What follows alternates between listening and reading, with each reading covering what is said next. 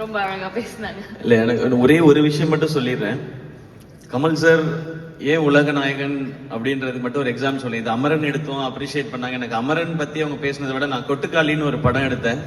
அந்த படத்துக்கு கமல் சார் கொடுத்த ரெக்கக்னிஷனும் ரெஸ்பான்ஸும் அதுதான் எங்க மொத்த டீமுக்குமே பெரிய எனர்ஜியா இருந்தது. இப்போ ஒரு படம் ப்ரொடியூஸ் பண்ணியிருக்கேன் நான், ஒரு ரொம்ப சின்ன ஃபிலிம். அதோட ரஷஸ் பார்த்துட்டு என்கிட்ட 15 மினிட்ஸ் போன்ல பேசினாங்க கமல் சார். ஸோ அவங்க எவ்வளவோ சாதனைகள் பார்த்தாலும் இந்த மாதிரி சினிமாவில் ஒரு அழகான விஷயம் பார்க்கும்போது அதுக்கு நேரம் எடுத்து சொல்லிக்கிட்டே இருக்கிறது இருக்கு இல்லையா, அதுதான் அவங்களை இன்னும் ஸ்பெஷலா யூனிக்கா மாத்துது. அவர் போட்டு வச்ச பாதையில தான் நாங்க பயணிக்கணும்னு நான் நினைக்கிறேன். Kamal sir, thank you so much sir. அந்த பிலிம் உங்கள்ட்ட காட்டுறதுக்கும் நான் வெயிட் பண்ணிட்டு இருக்கேன் சார். அவர் பேசும்பொழுது ஊர்வசி மேம் பத்தி ஒரு 5 மினிட்ஸ் பேசினாங்க. எப்படிப்பட்ட ஒரு பெர்ஃபார்மர், அவங்களுக்கு என்ன மாதிரியான படங்கள் வரணும். இப்ப ராதிகா மேம்க்கு அப்படி ஒரு பிலிம் வந்திருக்கு அப்படின்றத பத்தி உங்கள்ட்ட நாங்க கத்துக்க வேண்டியது நிறைய இருக்கு சார். அதுக்கு தனியா நாங்க அறிவை வளர்த்துக்கணும்னு நாங்க நினைக்கிறேன். கொஞ்சம் கத்துக்கிட்டா கூட இன்னும் பெட்டர் பிலிம் பண்ணுவோம்னு நினைக்கிறேன் சார். டெஃபினட்டா நீங்க ஆசைப்படுற மாதிரியான சினிமாவை அடுத்து பண்றதுக்கு எப்படியாவது எப்பாடுபட்டாவது பண்ணிடுவோம் சார், உங்களுடைய விஷஸோட. Thank you sir. Thanks for all the love and support sir. Super. இந்த இடத்துல ஒன்னே ஒண்ணுதான் ப்ரோ, இவ்வளவு நேரம் கமல் சார் இந்த படத்தை பத்தி இவ்வளவு பெருமையா சூப்பரா சொன்னாரு.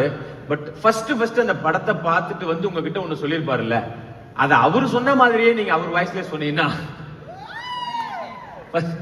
திருப்பி அண்ணா பின்னாடி விட்டு பாருங்களா? அதெல்லாம் இல்ல. ஓகே, இப்போ ஒரே ஒரு சின்ன கொஸ்டின் தான். இப்ப பேன் இண்டியா அப்படின்றது தான் வந்து ஒரு ட்ரெண்ட் ஆயிருக்கு. அப்கோர்ஸ் அமரன் வந்து அதை தாண்டி ஒரு பேன் இண்டியா மூவி தான். ஸோ உங்களுக்கு வந்து ஒரு பேன் இண்டியன் மூவி பண்ணும் பொழுது உங்க கூட இந்த லாங்குவேஜ்ல இருந்து இவங்க நடிச்சா நல்லா இருக்கும்னு ஒன்று இருக்கும் இல்லையா? தமிழ், தெலுங்கு, அந்த தெலுங்கு, கன்னடா, மலையாளம் மாதிரி ஒன்னொன்னா நீங்க ஒருத்தர் சொன்னீங்கன்னா நல்லா இருக்கும். தெலுங்குல இருந்து யார் பண்ணா நல்லா? அப்படி இல்ல, தமிழ்ல இருந்து என்ன நடிக்க வச்சாங்கன்னா எனக்கு சந்தோஷம். இது எல்லா லாங்குவேஜ்ல யார் நடிச்சாலும் ஹாப்பி தான். உங்களுக்கு ஒரு இது இருக்குல்ல, சரி இவர் நடிச்சா நல்லா இருக்கும். தெலுங்குல இருந்து இதோ இருக்காரு, எங்க நண்பரே இருக்காரு. சூப்பர். சோ அவர் இருக்காரு. ஓகே. மலையாளம்ல இருந்து பிருத்திவிராஜ் சார் நடிக்கிறான்னு ஓகே, அது அவர் தான் ஓகே சொல்லணும், நான் சொல்லலாம் ஜாலியா சார். சும்மா ஜாலியா ஓகே சொல்லாதீங்க சார், அப்படியே வருவேன் கீழே அக்ரிமெண்டோட. ஓகே. கன்னடால இருந்து, கன்னடா மூவி இண்டஸ்ட்ரியில இருந்து சிவராஜ்குமார் சார். சூப்பர். அண்ட் லாஸ்டா ஹிந்தில இருந்து ஒருத்தர். ஹிந்தில இருந்தா யார்? ஓகே,